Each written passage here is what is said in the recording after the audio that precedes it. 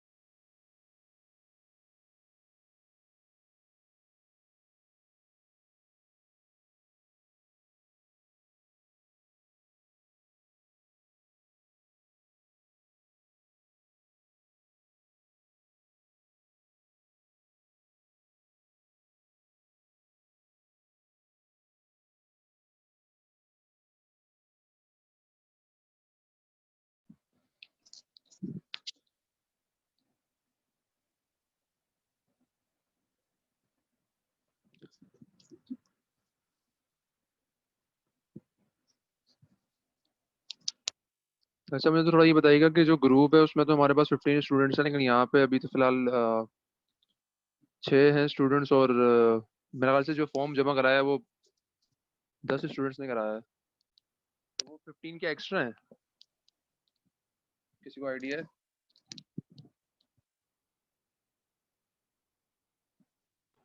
और नहीं सर। सारे आएंगे? आई थिंक 14 होंगे, 15 भी नहीं है। अच्छा कोई बात नहीं, खैर।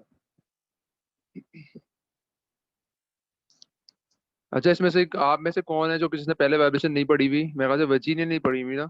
और कोई है? सहारे साहब ने पढ़ी हुई वाइब्रेशन पहले? सर मैंने भी नहीं पढ़ी। जावी, अच्छा जावी ने भी नहीं पढ़ी हुई। हारिस, हारिस आपने पढ़ी हुई है?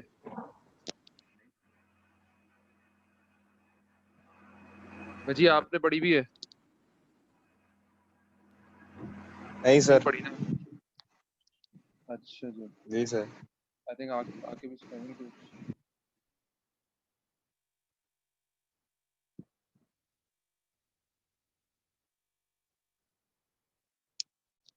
आके, आपको आवाज आ रही है मेरी? आपने वाइब्रेशन में नहीं पढ़ी हुई ना पहले?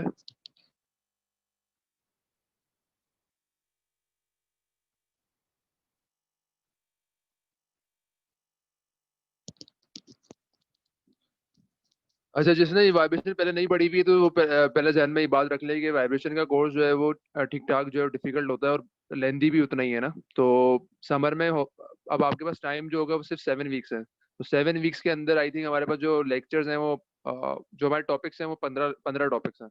तो हम इंतहाई फास्ट जा रहे होते हैं समर में, ये ध्यान में रखिएगा आप। और बहुत सारी चीजें जो है वो स्टूडेंट्स के एंड पे चल रही होती है, मतलब उनको ठीक ठाक मेहनत करनी पड़ती है। तो जो भी लोग पहली बार ले रहे हैं उनके लिए ठीक ठाक प्रॉब्लम होंगी, तो देख लो जो भी है कि किस तरह लेके चलना है। दूसरी बात ये है कि रिलेटिव ग्रेडिंग तो होगी नहीं इस कोर्स के अंदर, क्योंकि स्टूडेंट्स जो हैं वो 20 से तो बहुत ही कम है। तो ये बात आप जहन में रख लें कि पास होने के लिए आपको 50 से ऊपर तो स्कोर करना पड़ेगा। तो it will be difficult for the students जो कि पहली बार ले रहे हैं। तो दूसरी बार पढ़ रहे हैं उनको तो खैर मसला नहीं होना चाहिए, और वो उनको नहीं इशू, कोई ऐसा इशू होना चाहिए आई गेस। तो मैं सिर्फ उनके लिए बात कर रहा हूँ जो कि पहली बार कोर्स पढ़ रहे हैं। अगर मैं उसका आपको कॉम्प्लेक्सिटी दिखाना चाहूँ तो मैं let me try to show just कि किस तरह चल रहा होता है। जो भी पहली बार पढ़ रहे हैं सब देख लें उसको ना, उसी हिसाब से फिर अपना वो जो भी है उसको देख लेंगे किस तरह लेके चलना है, क्योंकि बेसिकली फॉल में ये ऑफर होना है कोर्स, तो वो आपके ऊपर डिपेंड करता है।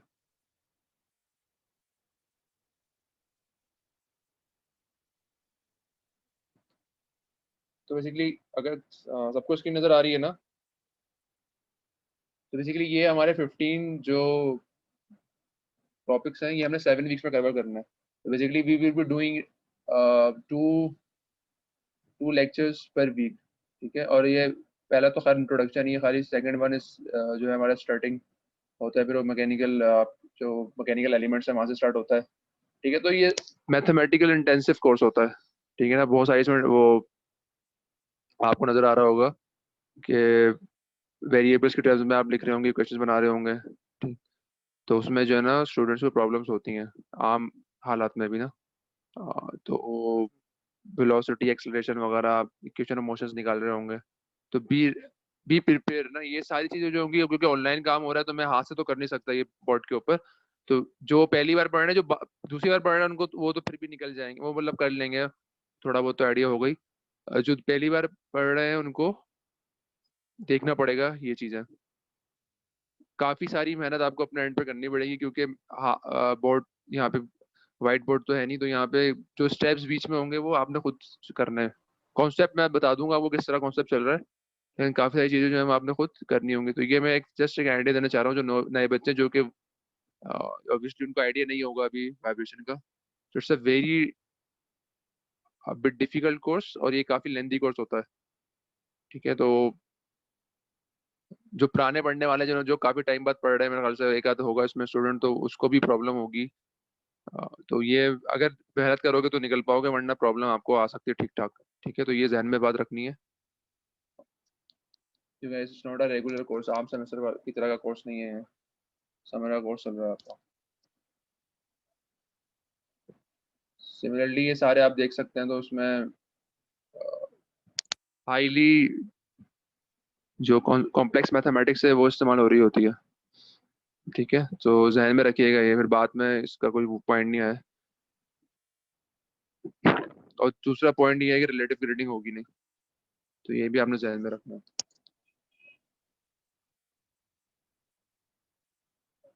मेरी आवाज आ रही है सबको? कोई एक बंदा बता दे, क्योंकि आगे भी सही कि मेरी आवाज नहीं आ रही है। सर आ आ रही रही है है सर। आपकी आवाज। आगे आप प्लीज चेक कर लें, आपकी तरफ कुछ इशू तो नहीं है।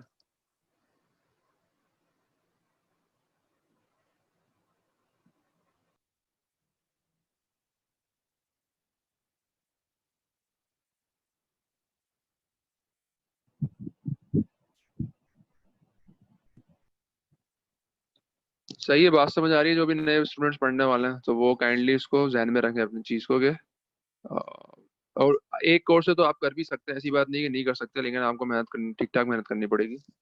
तो बाकी लोगों ने मेरे ख्याल से जो मेजोरिटी इन्होंने कोर्स पहले पढ़ा हुआ है, ये आप 50-50 60-40 होगा आई गेस।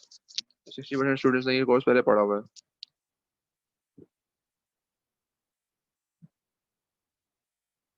अच्छा जी, अब तो अच्छा, इससे पहले कि हम स्टार्ट करें, मुझे जो है ना जितने स्टूडेंट्स जो पहले पढ़ चुके हैं काफी सारे मुझे नजर आ रहे हैं। समद है, फहाद है,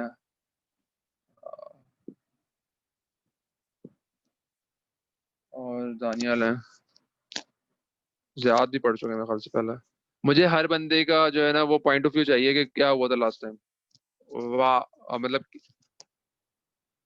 क्या चीज़ जो है वो गलत या सही नहीं गई थी आपकी तरफ से ना, जो भी प्रॉब्लम आया था मुझे हर किसी का चाहिए इनपुट इसमें, कि क्या प्रॉब्लम ऐसी आई थी कि आप लोग नहीं पास कर पाए थे कोर्स, या क्या इशू आया था ऐसा, कि क्या मसला क्या हुआ है। समझ, आपसे स्टार्ट करता हूँ मैं।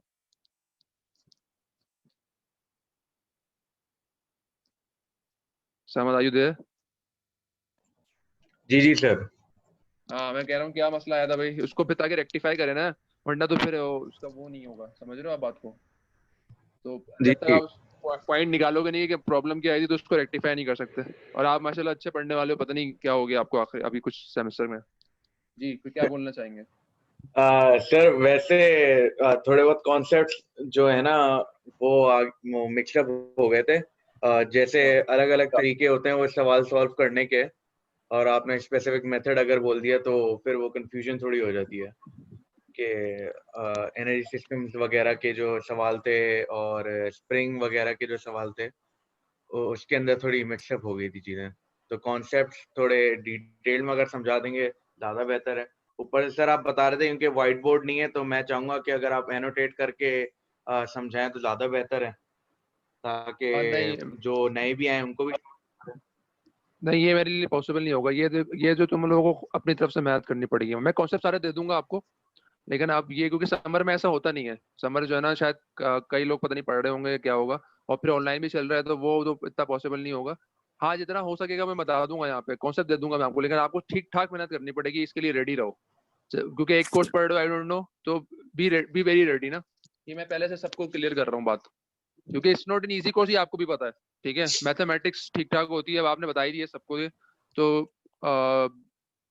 रेडी फॉर इट ना। आपको ये मेहनत ठीक ठाक करनी पड़ेगी। मैं ये सारे बता दूंगा कि कौन सा मेथड इस्तेमाल करना है, अगर कोई मिसिंग हुई थी वो सब बता दूंगा मैं। आप कितनी बारी पूछ सकते हैं, वो इशू कोई नहीं है। ठीक है, लेकिन बाकी जो मैथमेटिक्स करनी है ना, जो मल्टीप्लाई डिवाइड और ये एक्सेलरेशन वेलोसिटी वगैरह, आपने ठीक ठाक इसमें मेहनत करनी, प्रैक्टिस करनी पड़ेगी आपको। ठीक है, अच्छा जी आगे चलें। और कौन है? दानियल, आपका तो खैर वो एफसेट हो गया था, आपका मसला मेरे ख्याल से नहीं है। फहद, आपका भी एफसेट था। Are you there? Yes sir. हाँ तो गलती नहीं करना। तुम पता नहीं क्या हो गया तुम्हें, मतलब अच्छे खासे पढ़ने वाले हो, तुम कहाँ चक्कर में पड़ गए हो। नहीं नहीं सर, अब तो समझ आ गया। हाँ तो आपको आइडिया तो होगा ही कि कोर्स इतना आसान नहीं है। ठीक है, तो चलो खैर। जी जी सर। हारिस का मुझे पता नहीं है। हारिस आई थिंक उनका कुछ इशू भी चल रहा है। हमजा फर्रुख, आप क्या कहना चाहेंगे? सर असल में मेरे साथ ये हुआ था कि चीजें मिक्सअप हो गई थी, जिसकी वजह से कॉन्सेप्ट्स थोड़े अनक्लियर हो गए थे। लेकिन यार चीजें, कुछ बेसिकली जो चीजें तो, समझ के साथ मसला हुआ था ना, मोर और लेस मेरे साथ भी इसी तरह हुआ था। लेकिन 5 सवाल में तो नहीं मिक्सअप हो सकता ना। चलो मैं समझता हूँ कि कुछ एक सवाल 2 सवाल में मिक्सअप हो गया हो, या दो नहीं सर, टॉपिक्स में हो गया हो, कॉन्सेप्ट्स लेकिन की बात कर रहा हूँ। कॉन्सेप्ट्स तो मतलब पूरे कोर्स के थे ना, 5 सवाल के, इस तरह नहीं। मिक्स, सारे कॉन्सेप्ट मिक्स हो गए थे, ये मसला हुआ था। सर मतलब हाँ, मोर और लेस इसी तरह। अच्छा, हैरत है। खैर चलो ओके। तो ये आपको आइडिया ये है ना कि कोर्स में ठीक ठाक मेहनत करनी पड़ेगी। ठीक है ना, जी सर तो बिल्कुल। हाँ ठीक। और कौन है भाई? Who is there else? Ziyad, आपको काफी टाइम बाद देख रहा हूँ मैं हर समय। सलाम सर। वालेकुम सलाम, ऐसा ही है ना? जी सर बिल्कुल। तो याद है कुछ पिछले पहले से प्रेपरेशन पढ़ी थी या भूल गए? नहीं सर, बस मतलब थोड़ा थोड़ा याद है, लेकिन इस दफा थोड़ा ज्यादा पढ़ना पड़ेगा। हाँ मैं बता रहा हूँ, बहुत क्लियर का सबको बता रहा हूँ मैं। देखो ऑनलाइन है, एक हद तक ही मैं जा सकता हूँ, और समर में हमेशा जो है ना स्टूडेंट्स को ज्यादा मेहनत करनी पड़ती है, क्योंकि बहुत स्पीड में जा रहा होता है ना, तो बार बार रिपीट भी नहीं कर सकते आप। मतलब 7 वीक्स और 16 वीक्स में तो जमीन आसमान का फर्क है। तो आप डबल बिल्कुल पेस सर। से भी ज्यादा स्पीड से जा रहे होते हैं, फिर बीच में क्विज वगैरह भी चल रहे होते हैं। ठीक है ना, तो ठीक ठाक मेहनत करनी। 3 लगातार क्लासेस हैं, ट्यूसडे वेडनेसडे थर्सडे। तो ये, और क्योंकि टाइम नहीं है ना आपके पास, आप किस तरह करेंगे फिर? तो इसके लिए रेडी रहें, बस मैं ये बोलना चाह रहा हूँ। और अगर किसी को कोई प्रॉब्लम, नए जो स्टूडेंट्स उनको प्रॉब्लम जरूर आएगी, तो वो देख लेंगे उन्होंने किस तरह लेके चलना है कोर्स को ना। अच्छा तो मैं वहाँ से स्टार्ट करते हैं, क्योंकि ऐसा कोई मसला सबको पहले क्लियर हो गए कि क्या करना है। तो लेट मी स्टार्ट।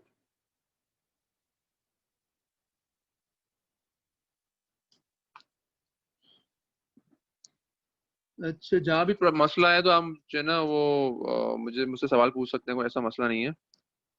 तो वो मुझे आप या तो हैंड रेस कर सकते हैं। अच्छा, यहाँ पे अगर जिसका क्लास का टाइम खत्म होगा तो काइंडली दोबारा इसको रिज्वाइन कर लीजिएगा। तो ये सबको पता है कि बैंकिंग वाइब्रेशन का कोर्स है, एमिट 411। ये लेक्चर्स हैं। अच्छा लेक्चर जो है ये हम 3-4 लोगों ने मिलके बनाए थे। तो उसमें डॉक्टर सामा सिद्दीकी भी है, मेरा भी शामिल है, और डॉक्टर अब्दुल है वो KFUPM के, तो उनका भी इनपुट इसमें मतलब 3-4 लोगों के फिर उसमें वेरिएशन होती गई, तो ये लेक्चर सब मिलू के बना है। 3 CLOs हैं, ठीक है। तो पहला जो है वो develop mathematical model of dynamic systems with single and multi degree of freedom. तो आपको जो मैथमेटिकल मॉडल बनाने पड़ेंगे, चाहे वो सिंगल डिग्री ऑफ फ्रीडम हो या मल्टीपल डिग्री ऑफ फ्रीडम हो। तो जो मैथमेटिकल इक्वेशंस बनती हैं, डिफरेंशियल इक्वेशन बनती है, उसका पहला CLO है। Second is analyse the time response of dynamic system. तो टाइम रिस्पांस मतलब अगर आप सिस्टम को डिस्टर्ब करते हैं तो time with respect to time वो किस तरह बिहेव करेगा, वो आ जाएगा उसमें। And the last one is the design mechanical system with due consideration to mechanical vibration. मतलब कि मैकेनिकल वाइब्रेशंस सिस्टम में अगर हो रही है और आप चाहते हैं कि वो कम से कम हो, तो उसके क्या तरीके होते हैं, क्या टेक्निक्स होती हैं कि आप वाइब्रेशन कम करते हैं, एम्पलीट्यूड कम करते हैं, आप रेजोनेंस से बचते हैं। तो ये 3 CLOs है जिसमें आप टेस्ट किए जाएंगे। ये सब चीज़ें आपको पता ही है, तो इसमें नहीं जाऊंगा मैं। अच्छा, ये बुक है मैकेनिकल वाइब्रेशन, काफ़ी लोगों के पास होगी, जिनके पास नहीं है वो प्लीज़ जो है ना, या तो मैं व्हाट्सएप पे वहाँ कर दूंगा ग्रुप के अंदर, इसको मैं अपलोड कर दूंगा, फिर बाद में जो उसको उसमें भी डाल देंगे जो आपको LMS है। लेकिन ये हमारी यही बुक रहेगी। कुछ चीज़, हर चीज़ इसमें बुक में से नहीं मिलेगी शायद आपको, ठीक है। तो भी इसीलिए मैं कह रहा हूँ कि लेक्चर्स जो है वो ज़्यादा इंपॉर्टेंट होंगे बहुत ज़्यादा इसमें ना, तो हर चीज़ आपको इस बुक में नहीं मिलेगी। अच्छा, तो स्टार्ट करते हैं क्योंकि टाइम नहीं होगा, फास्ट चल रहे होंगे हम। तो बेसिकली ये तो ऑब्जेक्टिव है पहले लेक्चर के, इस जब लेक्चर खत्म हो जाएगा तो ऑब्वियसली आपको ये आइडिया हो जाएगा कि वाइब्रेशन का मतलब क्या है, वाइब्रेशन की इंपॉर्टेंस क्या है, डिजायरेबल और अनडिजायरेबल इफेक्ट्स ऑफ वाइब्रेशन क्या है, और डिफरेंट टाइप्स ऑफ वाइब्रेशन को किस तरह आप क्लासीफाई करते हैं। तो जनरल सी एक डिस्कशन है इसमें। तो पहला सवाल जो हमारा ये आता है कि भाई वाइब्रेशन को अगर कोई डिफाइन करना चाहेगा तो वो कैसे डिफाइन करेगा। बहुत सारे लोगों को आइडिया होगा वाइब्रेशन को डिफाइन करने के लिए कोई खास बहुत सिंपल सी डेफिनेशन है उसकी। तो वो आप सबको ये आइडिया कि vibration is nothing but the back and forth up and down motion of a machine और machine part from its equilibrium position. तो जब भी कोई सिस्टम में मूवमेंट आ रही होती है, किसी भी अप एंड डाउन में हो सकती है, वो बैक एंड फोर्थ हो सकती है, वो रोटेशनल में हो सकती है, तो वो जो है वो वाइब्रेशन क्रिएट करती है। फॉर एग्जाम्पल, जैसे ये स्प्रिंग मास है, तो इसको अगर मैं इस मास को मैं डिस्टर्ब करता हूँ तो obviously it will vibrate in this direction. ये टॉर्जनल फ्लाई व्हील अगर मैं इसको डिस्टर्ब करता हूँ तो it will vibrate in rotational motion में इसकी वाइब्रेशन होगी। कैंटिलीवर बीम को ले लें आप, रोबोटिक आर्म को ले लें आप, तो उसको आप डिस्टर्ब करते हैं तो वहाँ पे भी ऐसे ही होगा कि अगर आप उस मास को, आप उसको कैंटिलीवर बीम को डिस्टर्ब करेंगे तो इट विल वाइब्रेट। तो बड़ी सिंपल सी बड़ी डेफिनेशन है, सबको आइडिया है इसके बारे में। बस ये एक इंपॉर्टेंट रिमार्क है जो पता होना चाहिए, all machines can be represented as spring mass system. तो हम यही कर रहे होते हैं कि हम वाइब्रेशन या कंट्रोल्स के अंदर हम स्प्रिंग मास को इस्तेमाल कर रहे होते हैं, और स्प्रिंग मास के थ्रू, क्योंकि हर सिस्टम के अंदर जो है वो स्टिफनेस भी होगी, स्टिफनेस स्प्रिंग से आएगी, और हर सिस्टम के अंदर मास भी होगा, उसका इनर्शिया होगा। तो हर जब भी सिस्टम में इनर्शिया और जो उसका स्टिफनेस है वो है, तो इसका मतलब we can define the system as a combination of spring and mass. तो ये हम इसको लेके चलना है हमने आगे। अच्छा, और थोड़ा पढ़ लेते हैं। तो study of oscillatory motion of bodies, acceleration, velocity, displacement of bodies, the force associated with them, के जो वाइब्रेशन है उसमें फोर्सेस किस तरह ट्रांसमिट हो रही हैं, किस तरह उसकी वेलोसिटी, एक्सेलरेशन, डिस्प्लेसमेंट चेंज हो रही हैं, किस तरह हम उसको एक दूसरे में कन्वर्ट कर सकते हैं कि अगर डिस्प्लेसमेंट पता तो वेलोसिटी कैसे आएगी या एक्सेलरेशन कैसे आएगी। All bodies possessing mass and elasticity are capable of vibration. जिस भी सिस्टम के अंदर आपके पास इनर्शिया, मास है और इलास्टिसिटी है, तो वो वाइब्रेशन कभी ना कभी क्रिएट कर सकती है। हाँ, अब let suppose if a system is very rigid. Rigid का मतलब ये है कि जैसे आपका जो बहुत ही रिजिड जो सिस्टम होते हैं उनका चांस कम होता है वाइब्रेट करने का। तो जैसे फॉर एग्जाम्पल जो आपका जो आजकल जो सीमेंटेड जो ब्रिज बने होते हैं उसका चांस कम है वाइब्रेट करने का, ठीक है। तो बहुत ही रिजिड जो बिल्डिंग आपकी बनी हुई है जो कि ज्यादा हाइट नहीं है जिस बिल्डिंग की, तो उसका चांस कम होता है वाइब्रेट करने का। हाँ, आप हाइट बढ़ाएंगे उसकी तो ऑब्वियसली उसकी इलास्टिसिटी बढ़ जाएगी और रिजिडिटी जो है वो कम हो जाएगी, तो वो वाइब्रेट करेगी। तो दो जो इम्पोर्टेंट प्रॉपर्टीज हैं वो मास और इलास्टिसिटी हैं आपकी वाइब्रेशन की, जो वाइब्रेशन की वजह बनती हैं। Vibration could be irregular like a pendulum or could be irregular like the earthquake। तो earthquake जो है आप इट्स अ वाइब्रेशन, जो आपके नीचे प्लेट्स होती हैं वो जब उसमें फ्रीक्वेंसी मैच होती है, जब वो हिट करती हैं तो ऑब्वियसली वहाँ पे वाइब्रेशन का इफेक्ट आता है। तो वो बिल्कुल इरेगुलर होती है, उसमें फ्रीक्वेंसी जो है व्हाइट नॉइज होती है। व्हाइट नॉइज का मतलब ये है कि डिफरेंट फ्रीक्वेंसीज काम कर रही हैं एक साथ, पेंडुलम में अगर आप पेंडुलम जो है वो सिंगल डिग्री ऑफ फ्रीडम है तो वो तो एक ही फ्रीक्वेंसी में मूव कर रहा होगा, तो उसमें आप बता सकते हैं कि जो पेंडुलम की फ्रीक्वेंसी है वो 50 हर्ट्ज है या 10 हर्ट्ज है। बट अगर अर्थक्वेक की बात करें आप तो उसमें आप इरेगुलर होगी, आप बता नहीं सकते कि उसमें जो फ्रीक्वेंसी है वो कौन सी फ्रीक्वेंसी ज्यादा उसमें शामिल है, उस मिक्सअप होगी। फिर आपको जो है ना जब आप उसका फ्रीक्वेंसी रिस्पॉन्स निकालेंगे तो आपको आइडिया होगा कि हाँ इस अर्थक्वेक में ये फ्रीक्वेंसी ज्यादा शामिल है। The simplest vibration type is the simple harmonic motion. तो इसको हम आगे भी पढ़ेंगे। अभी तो सिर्फ आपको पता होना चाहिए कि SHM जो है is the most simplest type of vibration. ये सबको आइडिया है, लेकिन क्योंकि नए वहां पे स्टूडेंट्स है तो उनके लिए मुझे दिखाना पड़ेगा। Vibration can be deadly dangerous, let us see some practical examples. तो ये टेकोमा नॉरोस बहुत ही कॉमन ब्रिज एग्जांपल है, ये सबको ही मैंने आज देखी भी होगी सबने, लेकिन let's for the sake of completeness इसको भी एक बार देख लेते हैं।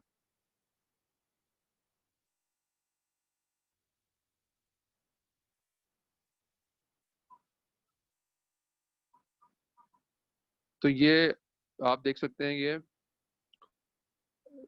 एक ब्रिज बना हुआ है सीमेंट और उसका सीमेंट, लेकिन उसमें आप ये देख सकते हैं कितनी मूवमेंट हो रही है, उसमें सब स्ट्रक्चर वगैरह भी पूरा बना हुआ है, लेकिन जो जो इसकी वाइब्रेशन हो रही है वो इंतहा ही ज्यादा है। टॉर्जनल वाइब्रेशन इसमें अच्छी खासी हो रही है। तो काफी पुराना ये स्ट्रक्चर है।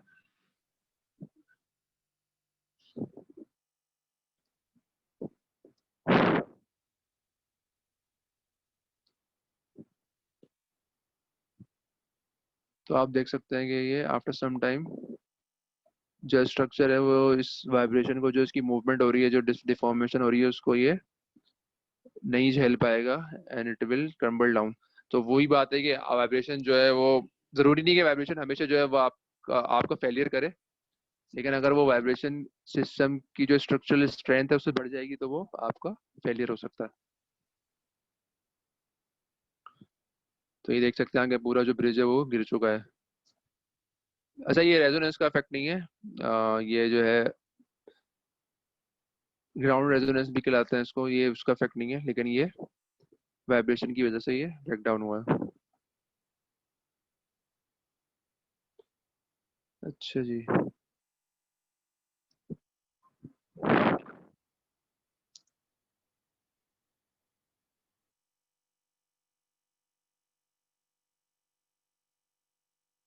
This is another one.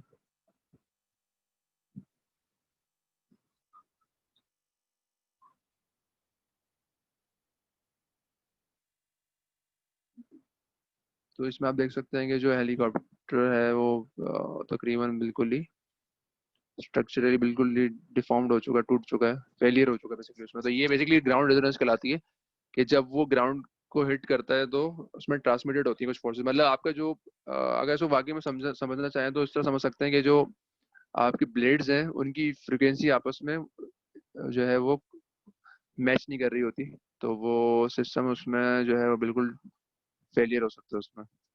एक बार वाइब्रेशन शुरू हो जाए और उसके बहुत ज्यादा उसकी एम्पलीट्यूड और फ्रिक्वेंसी हो तो उसके बाद फिर आप कंट्रोल करना इज वेरी डिफिकल्ट। तो पहले ही आप जो है उसको इस तरह से अपने के जो सिस्टम को इस तरह से आप बनाते हैं कि वो उसमें वाइब्रेशन जो रेजोनेंस है वो ना आए।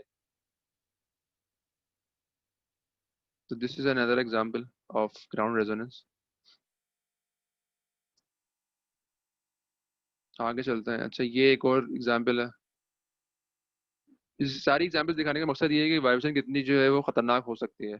तो कोई भी स्ट्रक्चर हो, चाहे वो मेटल का बना हुआ हो, चाहे वो जो है आपका कंक्रीट और स्टील हो, ठीक है, वो फेल हो सकता है।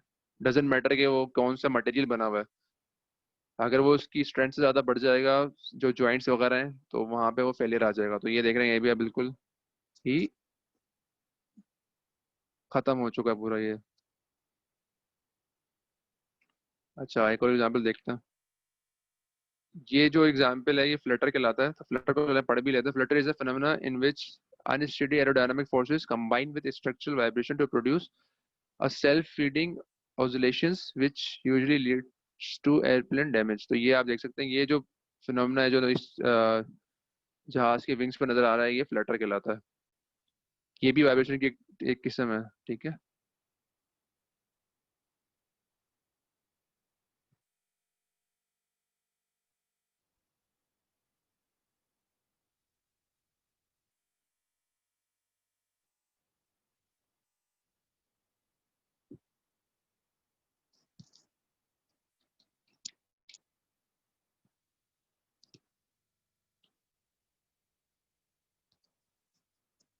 ये इसकी टेस्ट हो रहा है।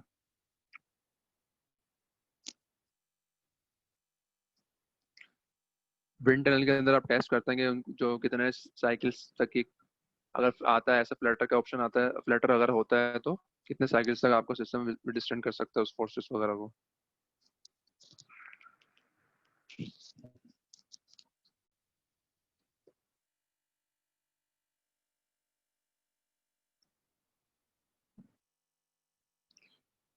अच्छा, ये अब हम आते हैं स्ट्रक्चरल जो वाइब्रेशन इन पाइपिंग सिस्टम। तो पाइपिंग्स के अंदर भी वाइब्रेशन हो सकती है बिल्कुल, तो उसको अभी आप एग्जांपल देख लें।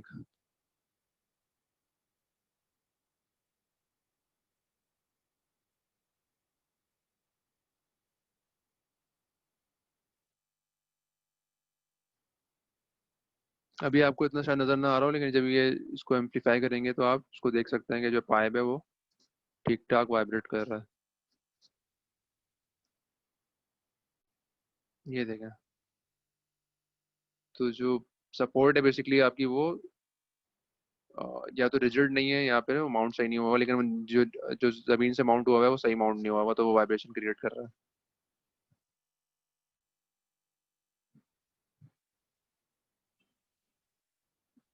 तो बेसिकली कंक्लूजन जो, अच्छा एक और एग्जांपल देख लेते हैं फिर इसको कंक्लूड करेंगे। अच्छा, ये ट्यून मास डैम्पर कहलाता है। तो इसमें ताइपे 101 ताइवान के अंदर जो सबसे काफी टॉलेस्ट बिल्डिंग है, तो उसमें जो है ये लगा हुआ है ट्यून मास डैम्पर। इसका बेसिकली मकसद ये है कि जब आपकी बिल्डिंग काफी लंबी होती है तो वो एज अ कॉलम बिहेव करती है, क्योंकि उसकी लेंथ बहुत ज्यादा है। तो जब वो एज अ कॉलम बिहेव करेगी और अगर वहाँ पे जो है वो अर्थक्वेक वगैरह आता है तो आपका सिस्टम जो है काफी ठीक ठाक वाइब्रेट करेगा, ऑब्वियसली बात है। और it will be very difficult कि उसमें आप उसको बचा पाएं। स्ट्रेंथ तो है इस बिल्डिंग के अंदर, तो उसमें हम करते हैं, उसमें इन्होंने किया ये है कि उन्होंने एक ट्यून मास डैम्पर लगाया हुआ है। यानी कि ये जो पार्ट नजर आ रहा है आपको, अगर मैं इसको बड़ा करके दिखाऊं, दिस इज द पार्ट, ये जो है ट्यून मास डैम्पर कहलाता है। ट्यून का मतलब ये कि आपने ट्यून कर दिया है इस बिल्डिंग की फ्रिक्वेंसी को इस मास की फ्रिक्वेंसी से। तो जब ट्यून कर देंगे तो उसमें फायदा, आप करना क्या चाह रहे हैं, तो करना ये चाह रहे हैं कि बजाय ये बिल्डिंग वाइब्रेट करे, आप ये चाह रहे हैं कि ये जो ट्यून मास डैम्पर है ये वाइब्रेट करे, क्योंकि बिल्डिंग की वाइब्रेशन को तो आप कभी भी नहीं चाहेंगे कि वो वाइब्रेट करे। वो आपका मेन जो स्ट्रक्चर है वो आपका बिल्डिंग है। But this tune mass damper is not your main structure, ये तो just there to support the building. तो आप चाहेंगे क्या कि आपकी बिल्डिंग, अगर अर्थक्वेक आता है तो ये बिल्डिंग आपकी वाइब्रेट ना करे, उसके बजाय ये जो आपका ट्यून मास डैम्पर है टी एमडी है ये आपका वाइब्रेट करे। तो उसमें करते हैं कि हम ट्यून करते हैं इस बिल्डिंग की फ्रीक्वेंसी को इस मास की फ्रीक्वेंसी से, और फिर जब ये वाइब्रेट करेगा तो ये बिल्डिंग वाइब्रेट नहीं करेगी, दिस सिस्टम विल वाइब्रेट। और फिर आप नीचे देख सकते हैं ये जो आपको ये नीचे नजर आ रही है लाइन है, जिस ये जो डैम्पर्स लगे हुए हैं बेसिकली, तो ये मास है और यहाँ पे जो डैम्प करने के लिए, क्योंकि आपको एनर्जी डिसिपेट करनी है, तो जो भी एनर्जी बिल्डिंग की मूवमेंट से इस मास में आ रही है तो वो डिसिपेट कैसे होगी, वो डैम्पर के थ्रू डिसिपेट होगी। डैम्पर जो आपके दरवाजों पे लगे होते हैं, जो आपकी मोटरसाइकिल पे लगे होते हैं, तो वो जो है जो डैम्प आउट करते हैं एनर्जी को, जो डिसिपेट करते हैं, वो यहाँ पे नीचे की तरफ लगे हुए हैं। इसकी एग्जाम्पल आपको मैं जो वीडियो है वो भी दिखा देता है। 10 मिनट बाद जो है ये सेशन खत्म हो जाएगा, तो काइंडली दोबारा ज्वाइन कर लीजिएगा।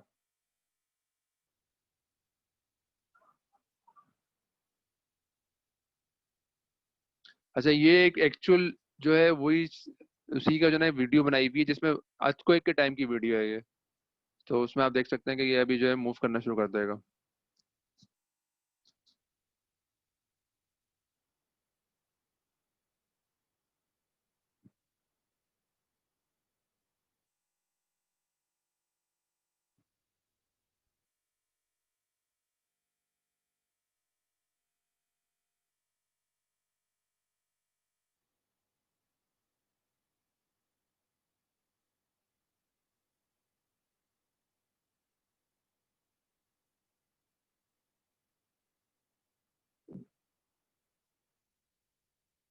तो ये जो नीचे जो लगे हुए हैं ये दीज आर द डैम्पर्स, और ये मास है आपका, प्लेट्स लगी हुई हैं।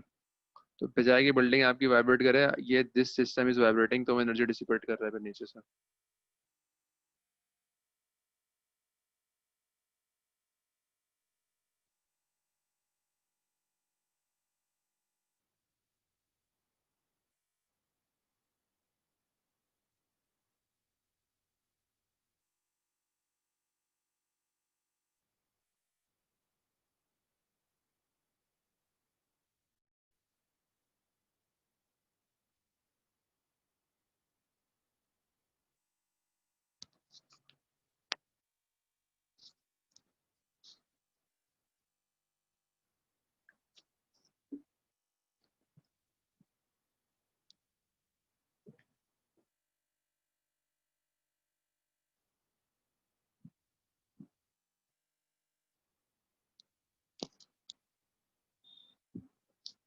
तो ये एक तमाम एग्जाम्पल बताने का मकसद ये था कि वाइब्रेशन पढ़ना ज़रूरी क्यों है, क्या कॉन्सेप्ट उसके पीछे हैं और क्या मतलब क्यों इतना डेंजरस हो सकता है। तो वाइब्रेशन से फेलियर के चांस सबसे ज़्यादा होते हैं। स्टैटिक जो फोर्स होगी उसका तो चांस आपको कम होगा, लेकिन जो आपकी डायनामिक फोर्स होती है vibration which is dynamic force, तो उसमें जो है वो आपकी फेलियर के चांस बहुत ज़्यादा बढ़ जाते हैं अगर आप उसकी सिस्टम की स्ट्रेंथ से आगे निकल जाते हैं। अच्छा ये भी हो सकता है कि आपके अगर सिस्टम जो मटेरियल है उसमें इंतहा से ज़्यादा स्ट्रेंथ है, तो और जो आपकी फोर्स है वाइब्रेशन की वो स्ट्रेंथ से आगे नहीं जा रही है, तो सिस्टम कभी भी फेल नहीं होगा। जरूरी नहीं कि वाइब्रेशन में हमेशा फेलियर हो, डैमेज हो सकता है स्ट्रक्चर, लेकिन वो जरूरी नहीं है कि हमेशा वो फेलियर हो। चलिए आगे चलते हैं।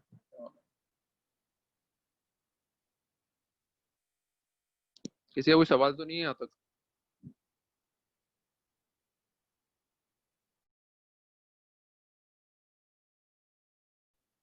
अच्छा तो फिर हम उस सवाल पे आते हैं कि व्हाई स्टडी वाइब्रेशन। तो some reasons to study vibration include vibration can lead to excessive deflections and failures on the machines and structures, obviously बात है। to reduce vibration through proper design of machines and their जब आपको पता ही नहीं होगा vibration आ कहाँ से रही है तो आप उसको प्रॉपर डिजाइन कैसे करेंगे।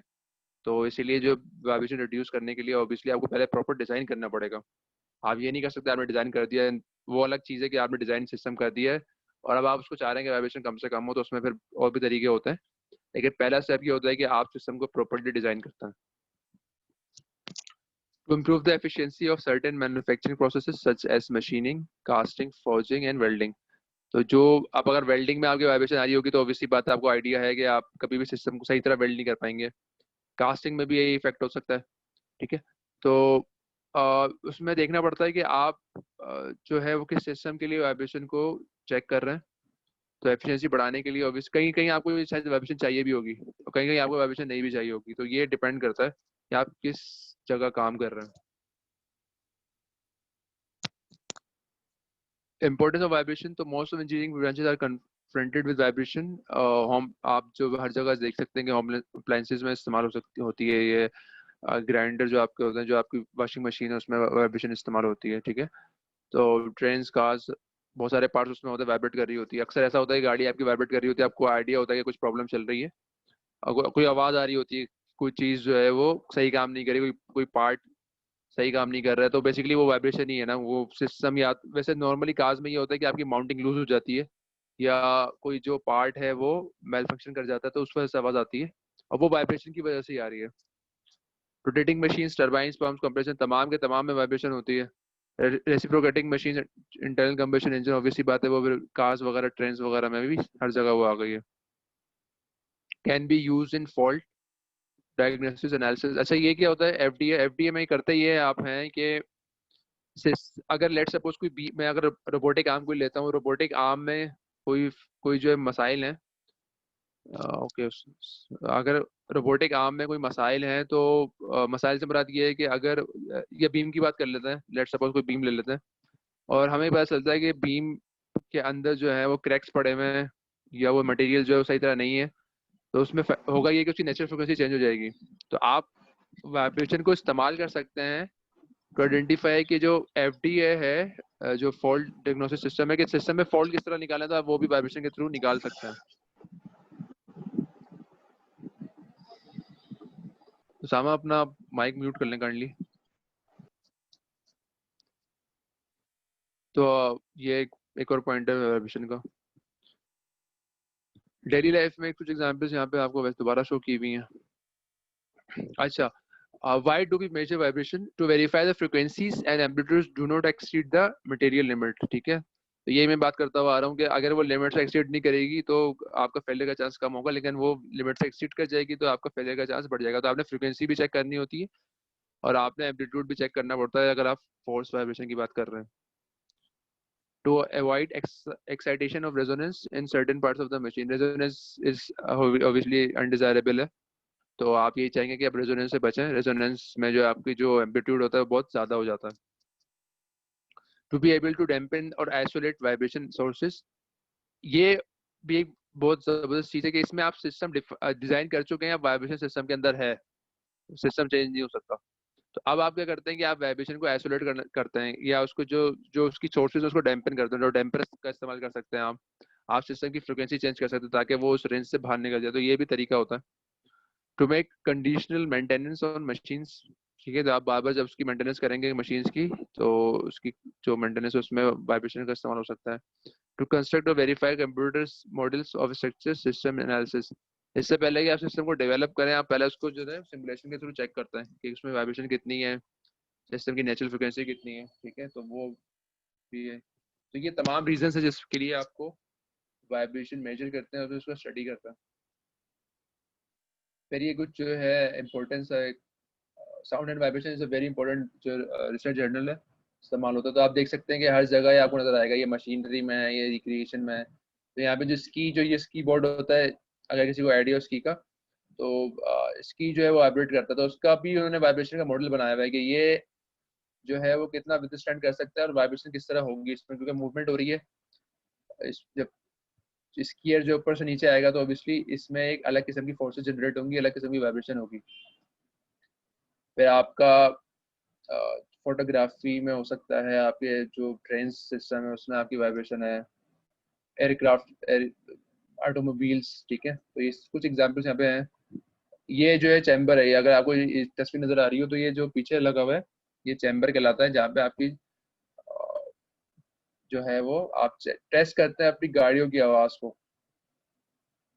तो एनवीएस सिस्टम जो है, noise vibration and harshness is the top priority of for auto industry. बहुत ही इंपॉर्टेंट ये एरिया है, एनवीएस जो है बहुत ही इंपॉर्टेंट एरिया है। तो ये ऑटोमोबाइल्स में हो गया, एयरक्राफ्ट्स में हो गया, ये आपका ट्रेन्स में हो गया, बहुत ही कॉमनली यहाँ पे पूरी पूरी टीम्स होती हैं जो कि रिसर्च कर रही होती है कि किस तरह हम नॉइस वाइब्रेशन और हार्शनेस कम करें। मिलियंस ऑफ डॉलर्स जो है ये इसमें खर्च करते हैं कि किस तरह आप जो सिस्टम का इंटीरियर की जो नॉइज या जो एक्सटीरियर से जो नॉइज आ रही है वो इंटीरियर में ना आए, या जो आपके इंजन की नॉइज है वो कम से कम हो अंदर। तो ये बहुत इसमें खर्च करते हैं।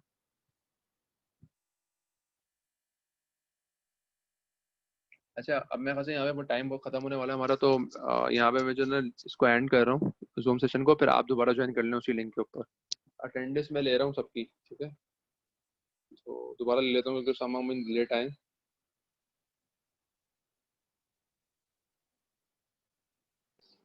जी सर, मैंने आपको इन्फॉर्म किया हुआ था। जी जी, इसलिए मैं दोबारा अटेंडेंस ले रहा हूँ। तो दोबारा आ जाए, काइंडली दोबारा ज्वाइन कर लें, 1-2 मिनट में ज्वाइन कर लीजिएगा।